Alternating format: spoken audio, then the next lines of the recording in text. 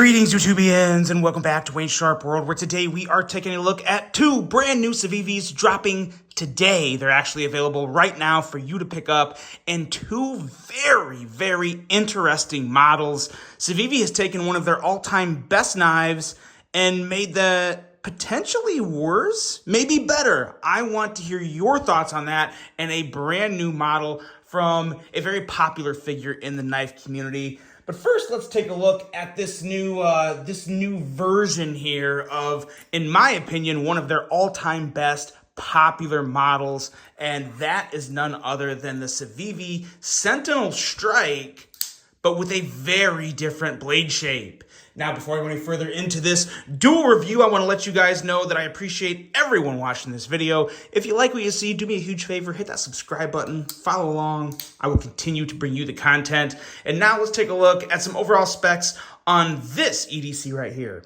We have an overall length coming in at 8.61 inches, a blade length of 3.7 inches, and a blade thickness of 120 thousandths. Blade material on this guy is one of the big differences from the original Sentinel Strike. This is sporting some, well, where is it? There it is. You can barely see it. The Nitro V steel on this blade.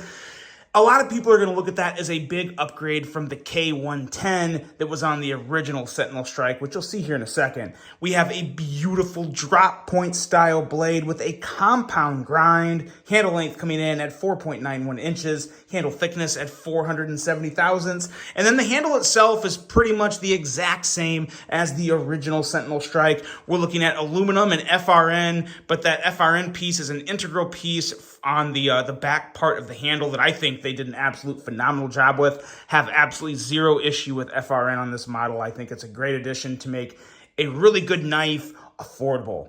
Locking mechanism on this guy is, of course, the button lock. Nothing changing there. A user of a left or right hand tip-up carry. That clip is interchangeable, and that's a beautiful thing with that little glass breaker there at the end of it. Weight coming in at 3.69 ounces, and a price that I believe was the same as the original Sentinel Strike, $89.25. I think that was the same. I believe so. Let me know if I'm wrong in the comments. Let's take a look at some size comparisons here. And let's also bring out the original Sentinel Strike, which, as I was immediate to say it, one of the best knives Civivi has ever made, one of my all-time favorites. I still love it. I don't have a big issue with the K110. I think I do like the Nitro V a little more. But yeah, very comparable, exact same handle, just a radically different blade shape. Let's bring out the Civivi. Oh my gosh, I don't think I've ever botched a flip on the Praxis before, but there's a first time for everything, I guess. Here is the Praxis. As you can see, guys, this is a big knife. I'm kind of winded because I'm talking with excitement here because I'm really happy to see this guy become available because it is an amazing knife. As you can see, very comparable with the Praxis. Let's bring out one more here. Let's do this guy, one of the new Kaiser Militas, one of the budget versions. As you can see, it is considerably bigger than the Milita, and the Milita is not a small knife. So, very nice in the size department, in my opinion. I love a big knife, and I would definitely consider this Sentinel Strike 2 to be just that, a big knife. Now let's talk about it real quick. I don't want to go quite in depth because there's not too much depth to go into on this because you guys already know what I think of the original Sentinel Strike. The only difference with this Sentinel Strike 2 is the blade. So we're just going to focus on the blade and touch real quick on the other two aspects of the knife. As for the blade, I do definitely prefer this blade shape over the Wharncliffe. And that was really tough because I honestly did think, where did I put this now? I had a Sentinel Strike right by me. Here it is. I originally loved this Wharncliffe blade, and I still do. I still like it a lot. It has a lot of good purposes, but I love the compound grind we have here. This compound grind is phenomenal. A nice, thin, hollow grind here on the longer portion of the blade, and then a flat grind up here that still stays thin, but gives that little extra bit of strength up by the tip, which we love to see. And you still have a really nice blade length. I believe, yeah, exact same blade length as the original Sentinel Strike. So it is better. At first, I was kind of concerned that Civivi took a good thing and made it a little worse because I really love this blade cutout. The blade cutout and middle finger flicking action on the original Sentinel strike is fantastic. It's very enjoyable, and I love middle finger flicking my blade. It's one of my favorite forms of deployment. But with the flipper and the thumb stud, it's really good. You basically, it's basically the Sentinel strike with a drop point just without the blade cutout. I mean, obviously a different blade shape, but similarities are just crazy. And I think at the end of the day, because of the quality of this compound grind, and that's just a good looking swedge up there. The blade really does come together. I do think this is probably a little better than the original Sentinel strike, but just by a hair. I mean, we're really splitting hairs here, and you could probably split hairs with this blade. This thing is shaving sharp. So very nice offering from Civivi. They continue to knock it out of the park, I would say. I don't have anything negative to say about this. Absolutely fantastic. 8925. Zero issue there. Excellent quality, impressive grinds, and yeah, just really good stuff. The Civivi Sentinel Strike 2 available right now. Let me know what you think about this guy. Now it's time to get into the new model from someone who we all know, and I would think we probably all like him because he's just a good dude. Very wanderlust, adventurous type of personality. Someone I would love to have a beer with. This here is the Civivi Yonder, designed by Zach Whitmore, or Zach in the Wild to a lot of you who may follow him on YouTube. He used to have a YouTube channel. Now he's off on another adventure, but this is his first knife design, and there are a lot of good things about it. I do have a couple things to critique that aren't really about the design. It's just more things that don't really work the best for my hand. But in terms of what we have here overall is a very nice EDC.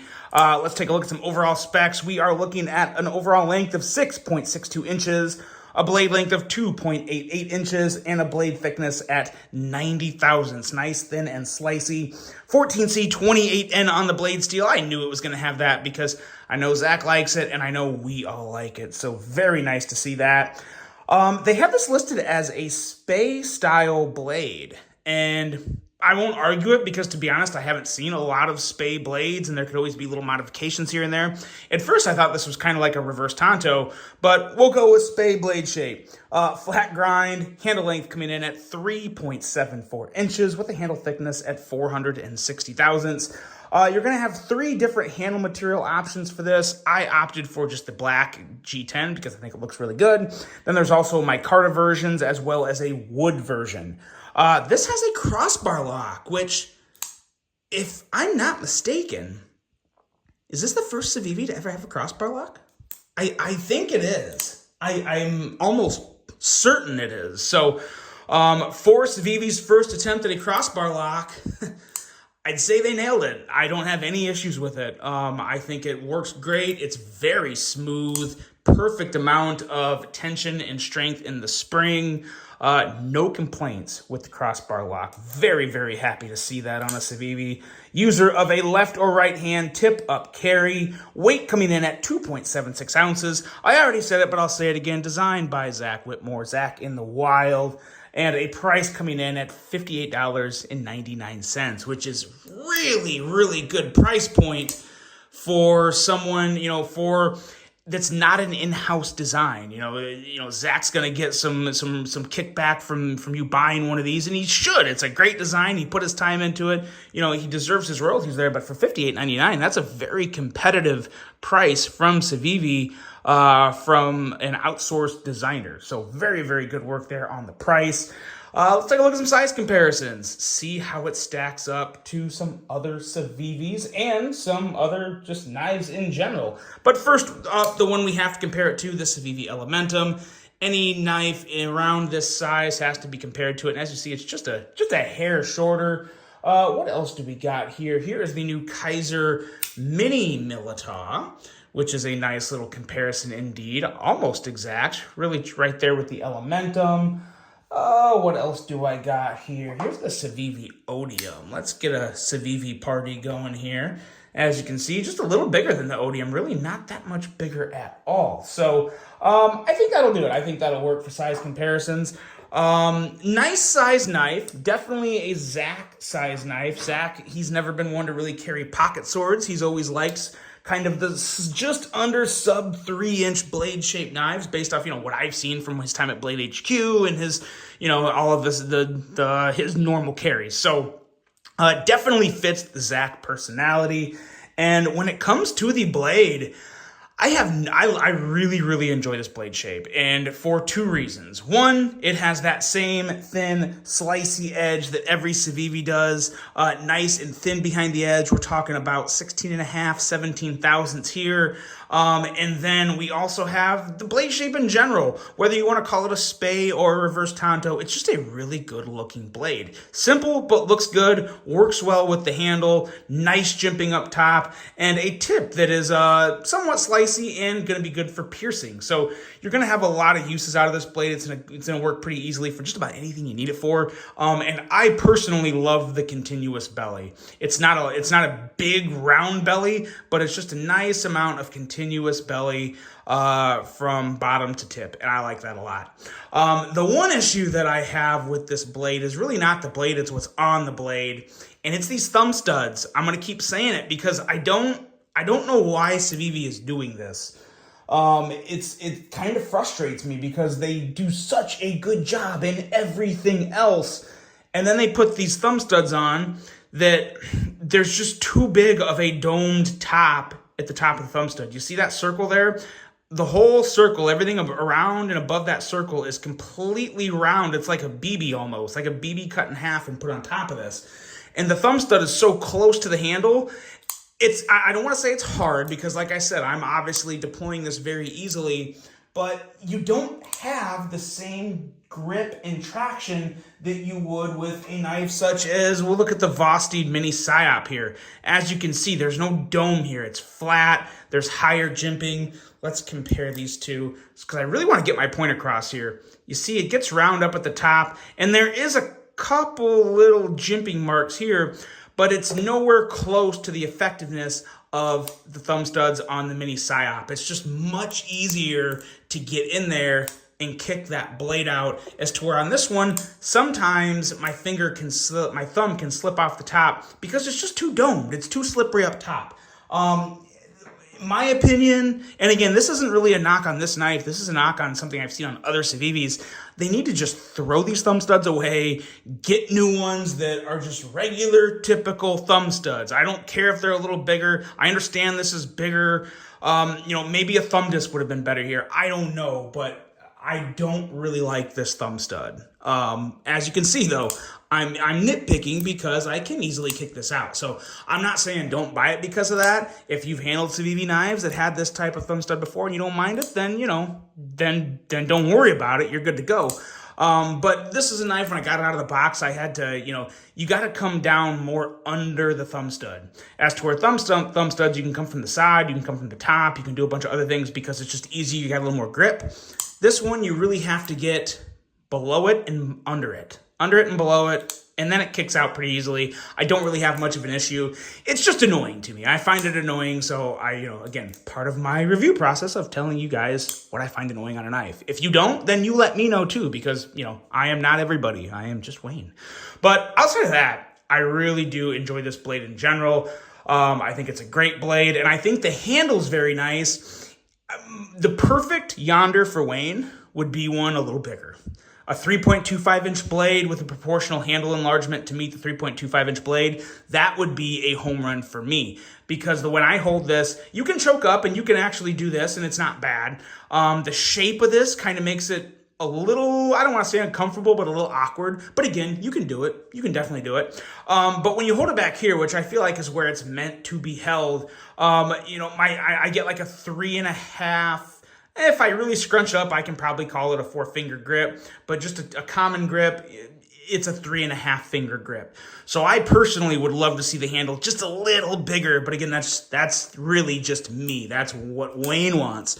But in terms of how the knife is executed and how well it works, it's great. I think anyone that likes a knife like the Elementum or anything along the size of that is probably going to enjoy this knife a lot because it's a great blade shape. It's a solid handle. It looks good. It feels good.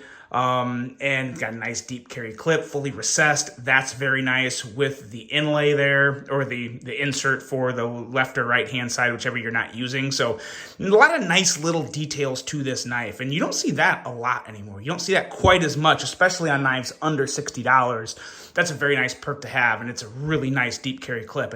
Actually, now that I look at this, pretty sure this is this almost looks like a NAF's clip. It looks like something on like the Banter, the Baby Banter. But yeah, great clip, fully recessed, everything good there. So yeah, a lot of really good things about this knife. It could use a better thumb stud. For my personal preferences, it could be a little bigger, but I think it's going to sell really well. I think a lot of people are going to like this. It's one I would definitely recommend to anyone that likes smaller knives. Definitely got to try the Yonder. Great design by Zach. And this guy right here is an absolute behemoth, the Civivi Sentinel Strike 2. There you go, guys. If you want to pick either one of these up, I have a discount. I put it in the notes of the video as well. Wayne15 will save you 15% off at Sencut.com or Civivi.com. And that should bring the prices very comparable, if not maybe a little better than some of the retailers. It depends on the sales and everything going on. But do your math. Buy it wherever you guys save the most money. You work hard for your money. I'm not trying to make you spend more than you need to, but you have multiple sources now. Check them out. Do whatever floats your boat, and let me know what you think of these two knives. I hope you guys enjoyed this review. Hope you have a great rest of your day, and until the next one, I'm out.